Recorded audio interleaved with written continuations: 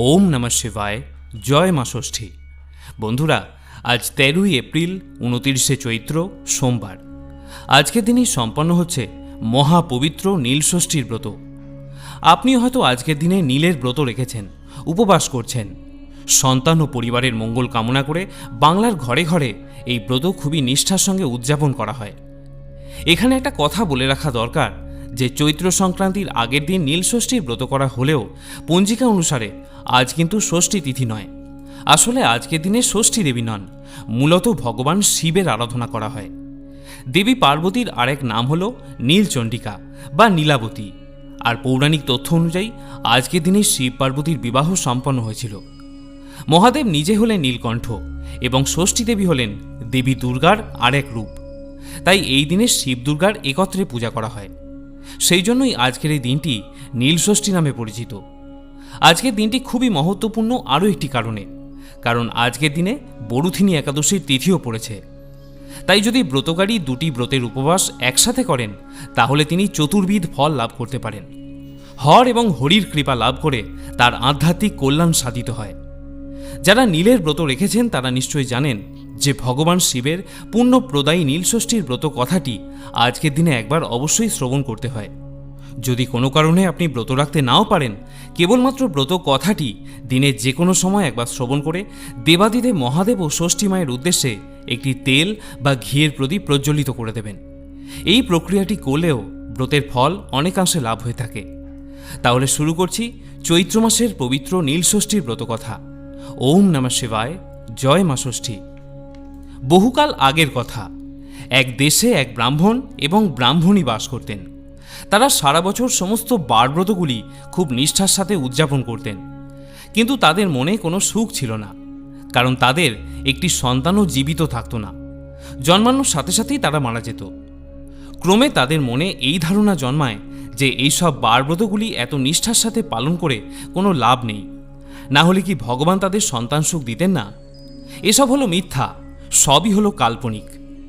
এইসব ভাবার জন্য ঠাকুর দেবতার ওপর থেকে তাদের বিশ্বাস ক্রমশ চলে যেতে থাকে। তারা বুঝে উঠতে পারছিল না যে তাদের সাথেই কেন এমনটা হয়। আসলে তাদের সন্তান ভাগ্য খারাপ হওয়ার জন্যই তাদের সাথে এমন হচ্ছিল। বিষণ্ণ হয়ে তারা শেষ সিদ্ধান্ত নেয় যে এই স্থানে তারা আর থাকবে না, বরং তারা ঘুরে ঘুরে তীর্থ দর্শন করবে। এইভাবে তীর্থ দর্শন করতে করতে একদিন তারা এসে পৌঁছালো কাশীধামে। সেখানে দশাশ্বমেধ ঘাটে স্নান করে ব্রাহ্মণ ব্রাহ্মণীকে বললেন, চলো এই গঙ্গার ঘাটে ডুবে আমরা আমাদের জীবন শেষ করে দিই। বংশ রক্ষার জন্য যখন একটি সন্তানও বেঁচে রইল না, তখন আমাদের বেঁচে থেকে কি লাভ? এইসব সাত পাঁচ ভেবে যখন ব্রাহ্মণ ব্রাহ্মণী গঙ্গার জলে নামতে শুরু করলেন, তখন পিছন থেকে এক বৃদ্ধা এসে তাদের জিজ্ঞাসা করলেন, হ্যাঁ গা, তোমরা কারা? এত বিষণ্ণ মনে কেন গঙ্গায় নামছ? তখন ব্রাহ্মণী সেই বৃদ্ধাকে কাঁদতে কাঁদতে বললেন যে সে কথা তোমায় বলে কি হবে মা? আমাদের প্রাণে কোনো সুখ নেই, কপালে সন্তান সুখ নেই। আমাদের 5টি ছেলে ও একটি মেয়ে হয়েছিল, কিন্তু নিয়তির পরিহাসে আজ তারা সবাই মৃত। আমরা সারা জীবনে অনেকবার ব্রত করেছি, কিন্তু সেই সব নিষ্ফল হয়ে গেল। সমস্ত শুনে বৃদ্ধা তখন বললেন, বাছা, এই সব কিছুই হয়েছে তোমাদের অহংকারের জন্য। শুধু নিয়মমাফিক বারব্রত করলেই হয় না বাছা, ভগবানের ওপর পূর্ণ আস্থা রাখতে হয়। মন পবিত্র রেখে এক মনে ভগবানকে ডাকলে তবেই তিনি সাড়া দেন। কিন্তু তোমরা ভুল করেছিলে। তোমাদের যখন সন্তান হয়েছিল তখন সদ্যজাত সন্তানের কান্না শুনে তোমরা বিরক্ত হতে, প্রতিনিয়ত বলতে আপদ গেলেই বাঁচি। সেই অহংকারের জন্য আজ তোমরা সন্তান হারা। তোমাদের এই পরিণতির জন্য তোমরাই দায়ী বাছা। ব্রাহ্মণী তখন অতীতে সেই সব কথা মনে পড়ে গেল। আকুল হয়ে কেঁদে সে বৃদ্ধার পা জড়িয়ে ধরে জিজ্ঞাসা করল, তুমি কে মা? বৃদ্ধা তখন স্মৃত হেসে বললেন, আমি মা ষষ্ঠী। আমি সন্তানদাত্রী, সন্তান অধিষ্ঠাত্রী এবং সন্তানের প্রতিপালক।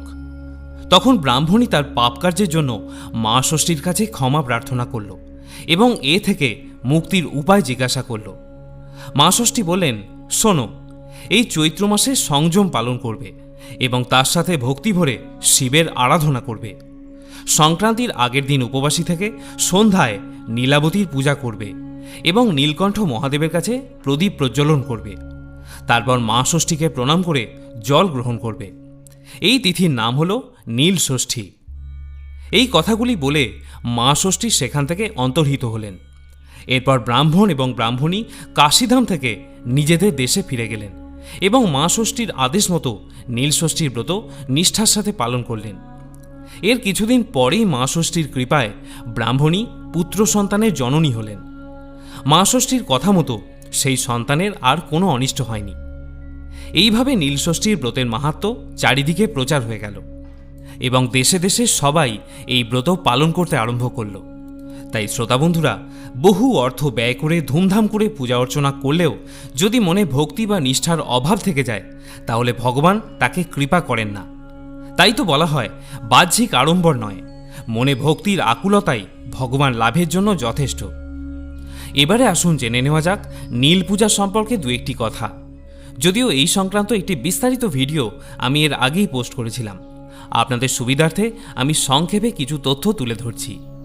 আপনাদের মধ্যে অনেকেই জানতে চেয়েছেন যে নীল পূজা বাড়িতে এবং মন্দিরে গিয়ে কিভাবে সঠিক পদ্ধতিতে সম্পন্ন করা যায়।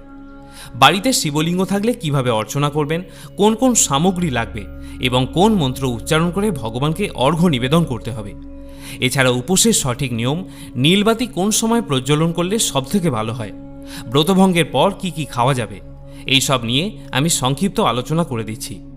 প্রথমেই বলি যে এই নীল পূজা কেবলমাত্র বাড়ির গৃহিণীদের জন্যই সীমাবদ্ধ নয়। অবিবাহিত মহিলা, পুরুষ এবং নিঃসন্তান দম্পতিরা সন্তান কামনার উদ্দেশ্যে এই ব্রত পালন করে থাকেন। তবে এই পূজা একটি বিশেষ নিয়মে এবং একটি বিশেষ সময়ে করতে হয়। উপকরণের ক্ষেত্রেও বিশেষ কিছু দ্রব্যের প্রয়োজন হয়। যদিও আজ সোমবার সমগ্র দিবস জুড়েই তিথি থাকবে, তবুও নীল পূজার সবথেকে আদর্শ সময় হল সন্ধ্যাকালীন সময়।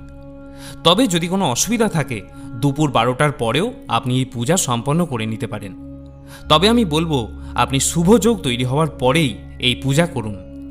অর্থাৎ বিকাল 5:17 পর যে কোনো সময় আপনি বাড়িতে বা নিকটবর্তী কোনো মন্দিরে গিয়ে পূজা করতে পারেন। আশা করি যারা ব্রত রাখছেন তারা আগের দিন নিরামিষ আহারই গ্রহণ করেছেন। প্রথম কাজ হলো নীল পূজার উপকরণগুলি সংগ্রহ করে রাখা। আশুতোষ শিব অল্পতেই সন্তুষ্ট, তাই খুব বেশি উপকরণ নীল পূজায় লাগে না। শিবের পছন্দের ফুল যেমন নীল অপরাজিতা, কলকে, আকন্দ বা ধুতুরা ফুল, 5 রকমের ফল এবং বেলপাতা সংগ্রহ করে রাখুন। ফলের মধ্যে বোঁটাযুক্ত কাঁচা আম এবং বেলফল থাকলে অতি উত্তম। তার সাথে বেদানা, আপেল, লেবু ইত্যাদি কিনে রাখুন।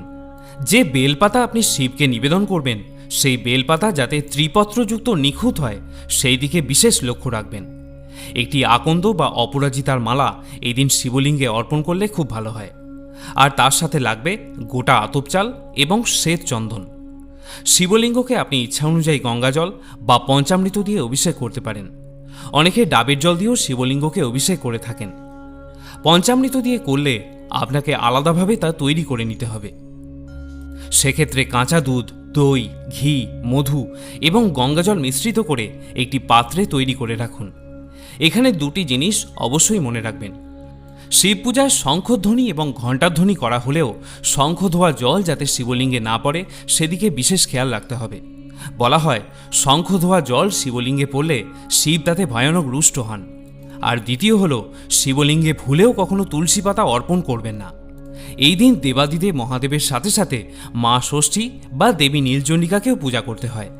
মা ষষ্ঠী বা দেবী নীলচণ্ডিকার জন্য সংগ্রহ করে রাখুন 2টি পান পাতা এবং সিঁদুর, আর তার সাথে ধূপ, প্রদীপ এবং আপনার সামর্থ্য অনুযায়ী দক্ষিণা তৈরি রাখুন। এ তো গেল উপাচার এবং প্রয়োজনীয় সামগ্রীর কথা। এবারে আপনাদের জানাই কিভাবে শিবলিঙ্গের পূজা করবেন। যদি ভিড়ের জন্য মন্দিরে পুজো দেওয়ার সময় কম থাকে, তাহলে প্রথমেই পঞ্চামৃত এবং গঙ্গাজল দিয়ে বাবার অভিষেক করে নেবেন। তারপরে ফুল, গোটা ফল, ফুলের মালা এগুলি বাদ দিয়ে যদি কোনো বিশেষ বস্তু বাবাকে নিবেদন করতে চান, সেগুলি গঙ্গাজলের সাথে মিশিয়ে সেই জলটি বাবার মাথায় ঢেলে দেবেন। এরপর এক এক করে ফল, ফুলের মালা, দূর্বা, নৈবেদ্য এইগুলি নিবেদন করুন। প্রত্যেকবার পঞ্চাক্ষরী ওম নমঃ শিবায় মন্ত্র উচ্চারণ করে আপনি এই দ্রব্যগুলি অর্পণ করতে পারেন। বাবার পূজা হয়ে গেলে মা ষষ্ঠীকে নিবেদন করুন সিঁদুর মাখানো পান পাতা এবং রঙিন ফুল। এবারে আসি নীল ষষ্ঠী পূজার একটি গুরুত্বপূর্ণ অঙ্গ নীলবাতির প্রজ্বলন প্রসঙ্গে। সন্তানবতী মায়েরা তাদের সন্তানের মঙ্গল কামনায় এবং সন্তানের সুস্থ নিরোগ ও দীর্ঘ জীবনের প্রার্থনা জানিয়ে দেবাদিদেব মহাদেবের উদ্দেশ্যে একটি ঘিয়ের বা তেলের প্রদীপ নিবেদন করে থাকেন। যতজন সন্তান ততগুলি ঘিয়ের বাতি ভগবানকে নিবেদন করতে হয়। যে সমস্ত অবিবাহিত নারী এবং পুরুষ নীলষষ্ঠীর ব্রত পালন করেন তারাও নিজ নিজ পরিবারের মঙ্গল কামনায় ঘরে বাতি জ্বালাতে পারেন। বাড়িতে যারা নীলষষ্ঠীর পূজা করার কথা ভাবছেন তারা এই বিষয়টি খেয়াল রাখবেন, এই নীলের বাতি অর্থাৎ দেবাদিদেব মহাদেবের উদ্দেশ্যে নিবেদন করা ঘিয়ের প্রদীপ যেন সারা রাত প্রজ্বলিত থাকে। এই নীলের বাতির জন্য আমাদের লাগবে একটা বড় মাপের মাটির প্রদীপ, কারণ প্রদীপটা যাতে সারা রাত জ্বলতে পারে সেই পরিমাণ ঘি বা তেল দিয়ে আমাদের প্রদীপ জ্বালতে হবে। তবে ঘিয়ের প্রদীপ ছাড়াও আপনি চাইলে নীল রঙের মোমবাতিও ব্যবহার করতে পারেন। এই বছরে নীলের বাতি দেওয়ার সবথেকে শুভ সময় হল সন্ধ্যা 6:15 থেকে সন্ধ্যা 8:51 পর্যন্ত। এবারে আসি উপবাস এবং ব্রতভঙ্গ সম্পর্কে। এটা বলাই বাহুল্য যে নীল পূজার আগের দিন নিরামিষ আহার গ্রহণ করতে হয় এবং পূজার দিন সম্পূর্ণ নির্জলা উপবাস থেকে সন্ধ্যায় বাবার মাথায় জল ঢালার পর তারপর ব্রতভঙ্গ করতে হয়। তবে আপনি যদি নির্জলা ব্রত রাখতে অক্ষম হন তাহলে সেক্ষেত্রে সাবু, ফল বা ডাবের জল খেয়েও এই ব্রত আপনি স্বচ্ছন্দে পালন করতে পারেন। তবে আজকের দিনে যেহেতু বরুথিনী একাদশীর তিথিও পড়েছে, তাই কোনো রকম পঞ্চশস্য আজকের দিনে গ্রহণ করবেন না। আজকের দিনে দেবাদিদেব মহাদেবের সন্তুষ্টি বিধানের জন্য পঞ্চাক্ষরী ওম নমঃ শিবায় বা মহামৃত্যুঞ্জয় মন্ত্রটি পারলে 108 বার জপ করুন। আপনি চাইলে শিবাষ্টকমটি শ্রবণ বা পাঠ করতে পারেন।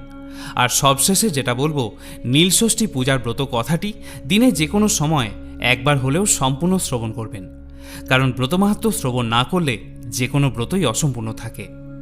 যাই হোক বন্ধুরা, আজকের মতো ভিডিওটি এখানেই শেষ করছি। যদি কোনো প্রশ্ন বা মতামত আপনার মনে থাকে তাহলে অবশ্যই আমাকে কমেন্ট করে জিজ্ঞাসা করতে ভুলবেন না। আমি চেষ্টা করব আপনার কমেন্টের উত্তর অবশ্যই দেওয়ার। সকলে ভালো থাকুন, সুস্থ থাকুন এবং আনন্দের সঙ্গে নীলষষ্ঠী ব্রত পালন করতে থাকুন। ওম নমঃ শিবায়।